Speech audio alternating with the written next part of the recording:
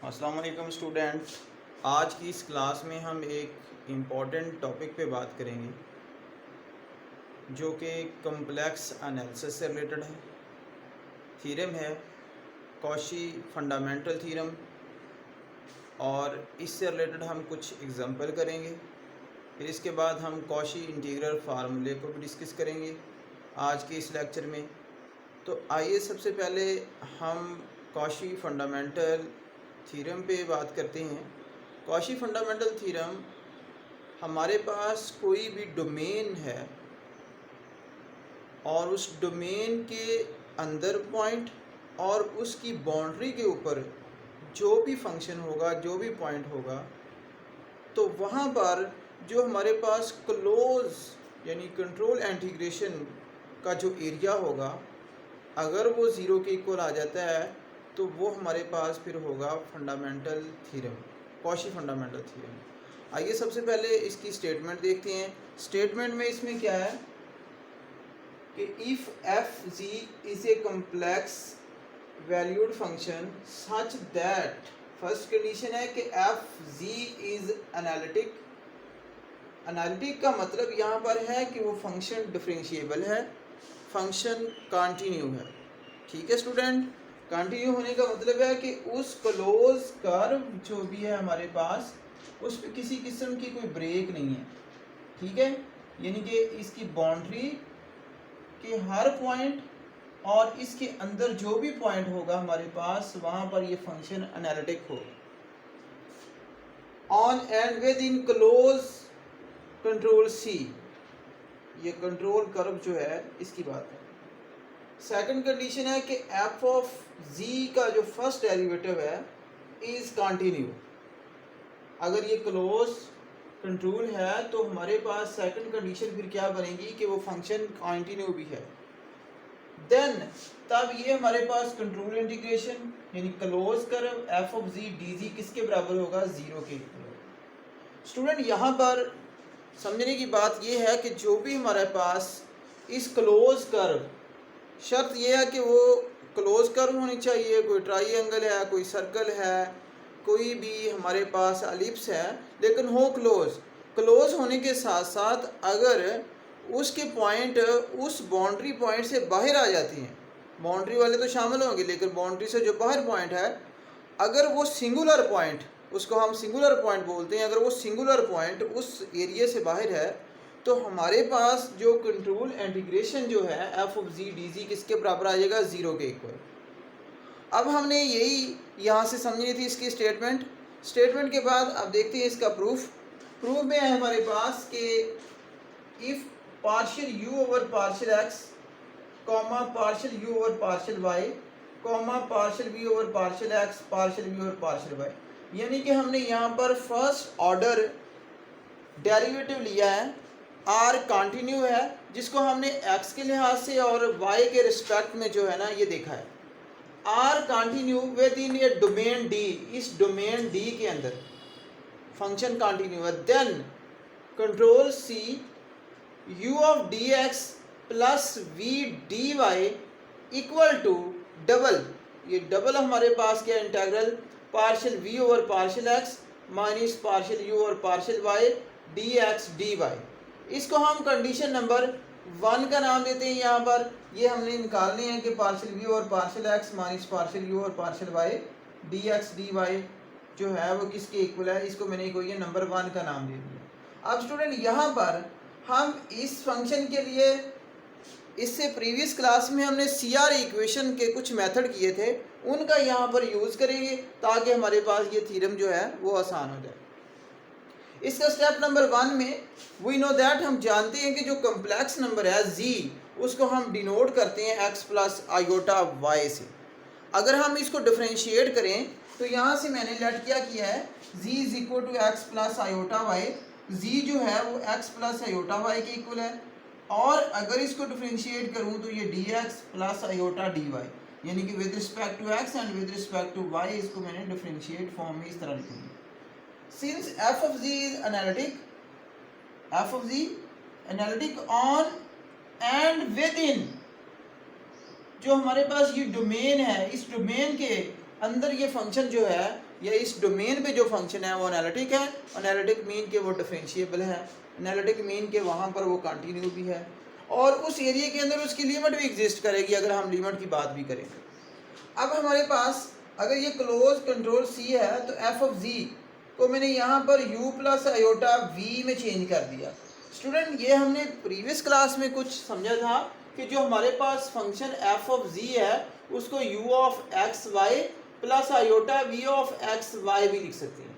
यहाँ पर शॉर्टली मैंने यहाँ पर f ऑफ z को u प्लस आयोटा v के इक्वल रख लिया, रियल एंड इमेजिनरी पार्ट, और u को मैंने u of x partial derivative भी बोलते हैं इसको, plus iota v of x लिख लिया। एज हमारे पास जो v ऑफ x है CR इक्वेशन में हमने सेटिस्फाई कराया था कि v ऑफ y जो है minus iota u of y के इक्वल लिख सकते हैं, और u of x equal to v of y।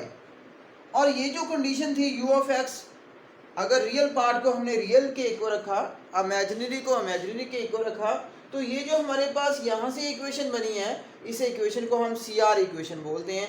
Also u of x equal क्या होगा, v of y, u x equal v y partially derivative है x के रिस्पेक्ट y के रिस्पेक्ट में, ये दोनों एक दूसरे के क्या होंगे, इक्वल होंगे रियल पार्ट में, और इमेजिनरी पार्ट में कुछ इस तरह होंगे। ऐसी इक्वेशन को हम क्या कहते हैं, CR इक्वेशन। इसके बाद हमारे पास स्टेप नंबर 2 में हम ये करेंगे कि ये जो फंक्शन है हमारे पास कंट्रोल क्लोज इंटीग्रेशन जो है f ऑफ z dz जो है ये ज़ीरो के इक्वल कैसे है। तो ये ज़ीरो के इक्वल हमारे पास उस वक्त होगा स्टूडेंट कि जब हमारे पास कोई भी, सपोज कोई ये सर्कल है, उस सर्कल का यहाँ पर पॉइंट है सपोज 1 2 और यहाँ पर -1/2, और हमारे पास जो सिंगुलर पॉइंट है वो सपोज यहाँ पर 2 है। तो ये देखें ये इनसाइड नहीं है, ये बाउंड्री पे पॉइंट नहीं है, ये वाला हमारे पास सिंगुलर पॉइंट, तो इसका मतलब है कि ये हमारे पास आउटसाइडर है। अगर ये आउटसाइडर है तो हमारे पास उस वक्त फंक्शन की जो वैल्यू है वो किसके बराबर होगी, ज़ीरो के बराबर होगी। और अगर ये फंक्शन के अंदर आ जाए तो वहाँ पर हम इस लेक्चर के बाद नेक्स्ट एक लेक्चर में प्रूफ करेंगे fundamental integral, Kashi fundamental integral formula. तो फिर वहाँ पर क्या होगा कि अगर वो फंक्शन उस सर्कल के अंदर अंदर बाउंड्री के अंदर या बाउंड्री वाले पॉइंट है तो वहाँ पर integral, Cauchy integral formula use होगा। लेकिन अब हम बात करें सिर्फ कॉशी फंडामेंटल थ्योरम की, तो यहाँ पर हमारे पास बाई कंडीशन 1 के मुताबिक u plus iota v dx plus iota dy, ये जो यहाँ पर वैल्यू है ये z की वैल्यू है। इस z की value function f of z की वैल्यू जो है वो हमारे पास f ऑफ z फंक्शन की value u plus iota v है जो मैंने शुरू में यहाँ पर लिखी हुई, और dz की वैल्यू जो है वो हमारे पास dx प्लस आयोटा dy की फॉर्म में है। अब इन दोनों कंडीशंस को मैंने यहाँ पर लिख दिया। अब इनको हम करते हैं सबसे पहले मल्टीप्लाई, u को dx से भी, u को आयोटा dy से भी, इसी तरह आयोटा v को dx से, आयोटा को dy से, आयोटा का स्केयर v dy आ जाएगा। ये कुछ इस तरह कंडीशन आ गई। आयोटा का स्केयर स्टूडेंट जानते हैं -1 के इक्वल होता है, तो यहाँ से हमारे पास रियल पार्ट को मैंने अलग लिख लिया और इमेजिनरी पार्ट को अलग लिख लिया, और इस रियल पार्ट को मैंने u of dx minus v of dy plus iota यहाँ से कॉमन लेके इसकी इंटीग्रेशन और इसकी क्लोज इंटीग्रेशन को मैंने अलग कर दिया। By using condition 1 we can write two as, तो हमारे पास कंडीशन 1 के मुताबिक f of z dz is equal to, ये यहाँ पर मैंने कंडीशंस को फॉलो किया है कि जो हमारे पास u dx है वो माइनस vx के बराबर है, और ये जो है माइनस uy के बराबर है, dx dy प्लस आयोटा, इसी तरह इसको भी मैंने u of x minus iota v of y dx dy in condition के मुताबिक इसको लिख दिया। By using u of x हमें पता है v ऑफ y के बराबर है, एंड v ऑफ x जो है वो इक्वल किसके, माइनस u ऑफ y के। इन वैल्यूज़ को यहाँ पर और यहाँ पर हम पुट करते हैं। अगर मैं कहता हूँ ये v of x u of y के बराबर है, तो v of x u of y के बराबर मतलब ये हमारे पास कुछ इस तरह कंडीशंस आ जाएंगी कि v ऑफ x को हम यहाँ पर u ऑफ y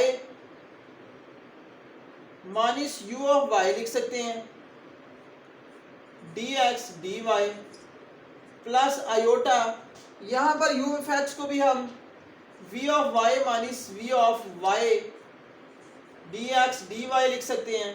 तो ये आपस में क्या होंगे, कट जाएंगे।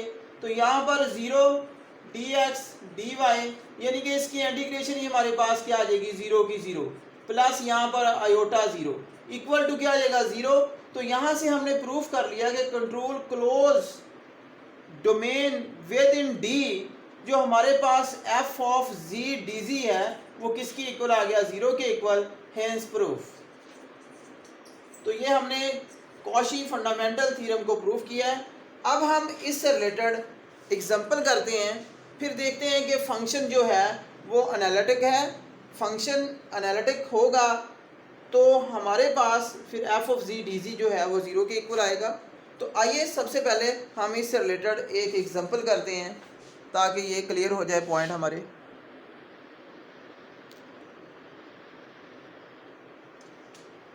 Example ji square ji minus one D G where c is the circle और जी का जो मॉड है वो किसके इक्वल दिया, वन की। यहाँ पर स्टूडेंट हमारे पास नोमिनेटर में जी स्केयर है, ये हमारे पास किसी फंक्शन की वैल्यू है जिसको हम डिनोट करते हैं एफ ऑफ ए से।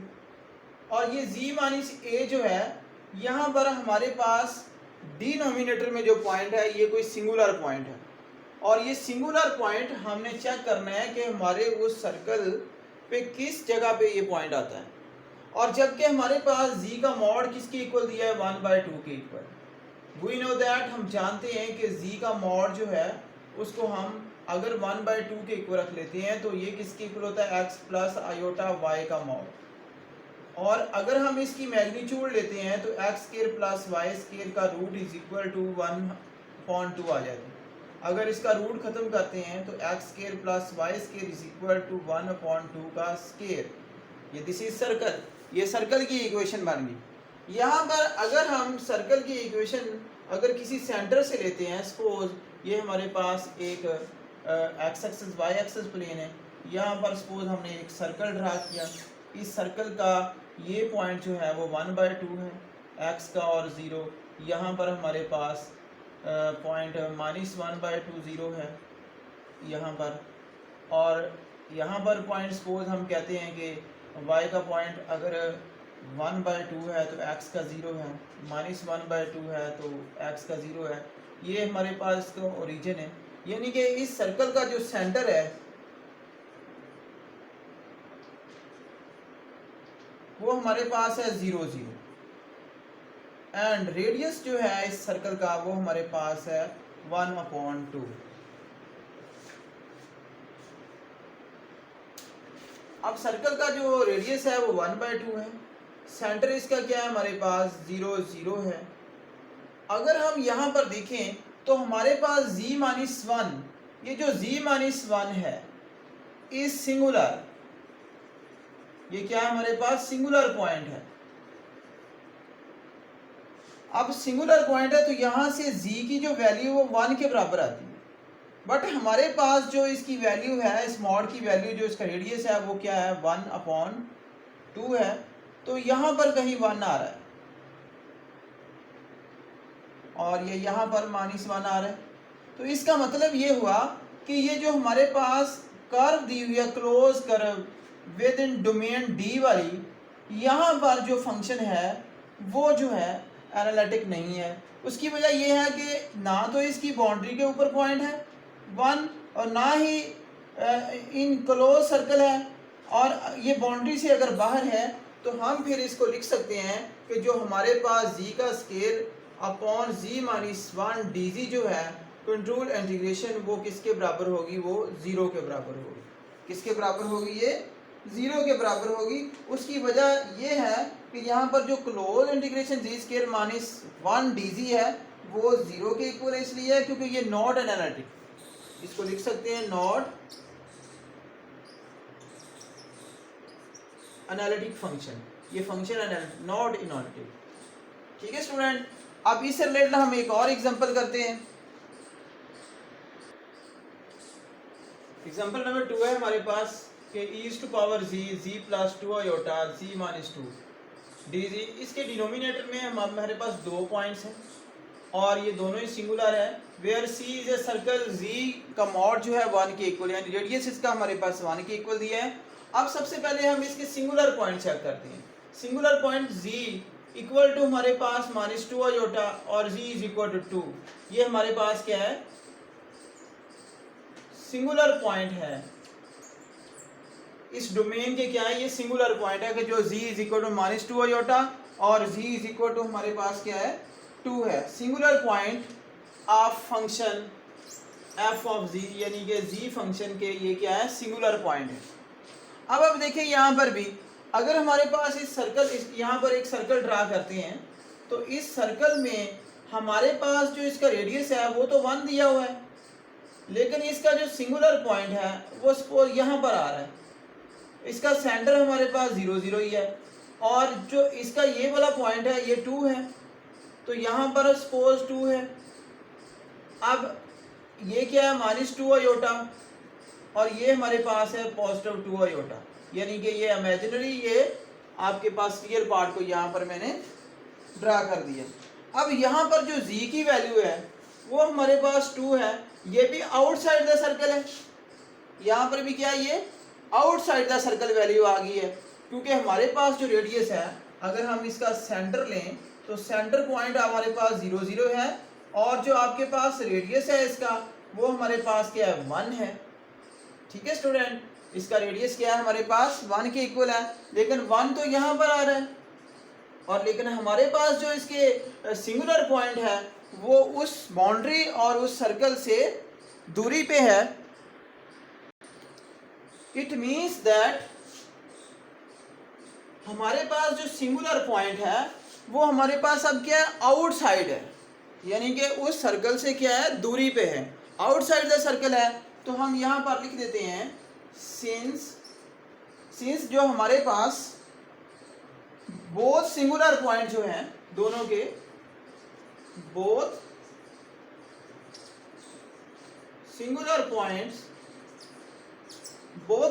Point outside the circle, some point of f of z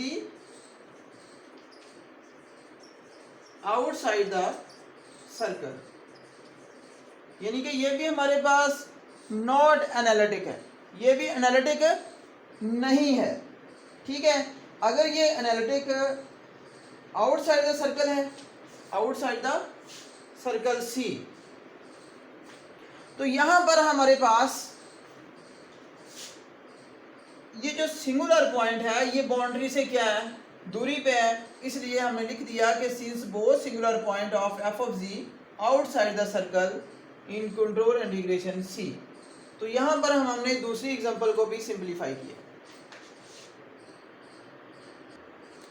इस एग्जांपल में भी स्टूडेंट अगर सिंगुलर पॉइंट जो है वो अगर इनसाइड द सर्कल आ जाते तो वहाँ पर फिर हमने क्या करना था, वहाँ पर हमने कॉशी फंडामेंटल थ्योरम की बजाय वहाँ पर हमने कौन सा मेथड यूज़ करना था, कॉशी इंटीग्रल फार्मूला। ठीक है स्टूडेंट, अगर हमारे पास ये इनसाइड आ जाता, जब आउटसाइड आएंगे तो वैल्यू 0 ही आएगी, तो हमारे पास ये फंक्शन सारे का सारा फिर क्या होगा, 0 हो जाएगा। ये दूसरी एग्जांपल क्लियर होगी स्टूडेंट।